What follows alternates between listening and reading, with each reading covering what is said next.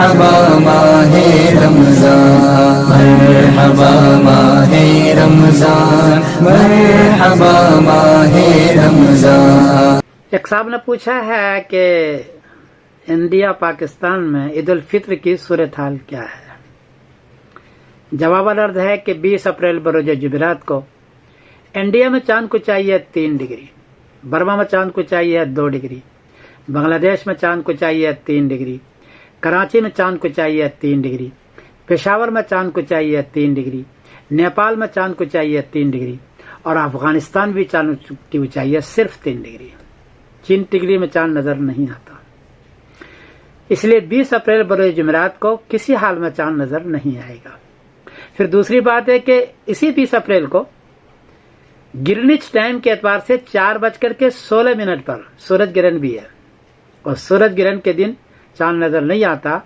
उस टाइम से 22 घंटे के बाद चांद आसमान पर दिखने के काबिल बनता है, तब नजर आता है। इस एतबार से भी 20 अप्रैल बरोज जुमेरात को चांद नजर नहीं आएगा। कोई आदमी अगर गवाही लेता है, गवाही बहरहाल झूठी है। 21 अप्रैल बरोज जुमा को इंडिया में चांद को चाहिए 16 डिग्री, बर्मा में चांद को चाहिए 15 डिग्री, बांग्लादेश में चांद को चाहिए 15 डिग्री, कराची में चांद को चाहिए 16 डिग्री, पेशावर में चांद को चाहिए 16 डिग्री, नेपाल में चांद को चाहिए 15 डिग्री और अफगानिस्तान में चांद को चाहिए 16 डिग्री। चूंकि 10 डिग्री से काफी ऊंचा है, 10 डिग्री में चांद नजर आना शुरू होता है, काफी ऊंचा है, इसलिए 21 अप्रैल बरोज जुमा को चांद नजर आएगा, वाज़ा नजर आएगा, देर तक रहेगा।